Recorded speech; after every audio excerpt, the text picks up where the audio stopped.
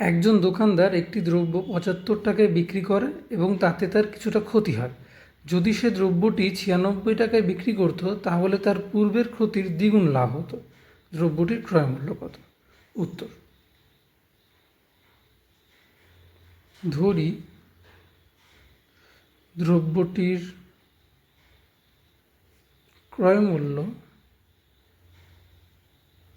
x টাকা, তাহলে আমরা বলতে পারি দ্রব্যটি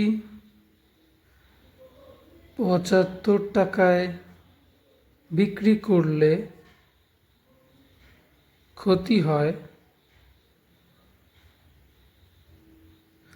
কত? ক্ষতি হবে ক্রয় মূল্য মাইনাস বিক্রয় মূল্য। এখানে ক্রয় মূল্য হলো x মাইনাস ৭৫, এত টাকা। আবার দ্রব্যটি ৯৬ টাকায় বিক্রি করলে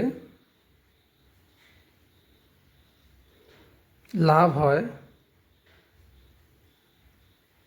কত টাকা? বিক্রয় মূল্য মাইনাস ক্রয় মূল্য, অর্থাৎ ৯৬ মাইনাস x টাকা।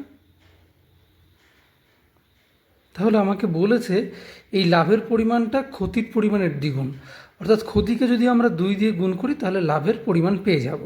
তাহলে আমরা লিখতে পারি প্রশ্নানুসারে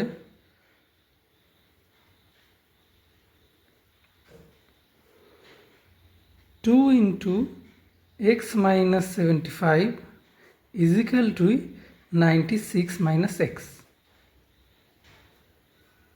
সুতরাং 2x minus 150 is equal to 96 minus x.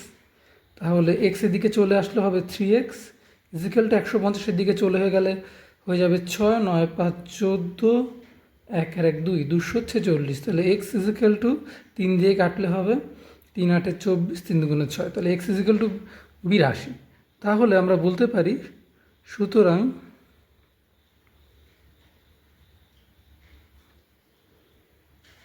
দ্রব্যটির ক্রয় মূল্য 82 টাকা।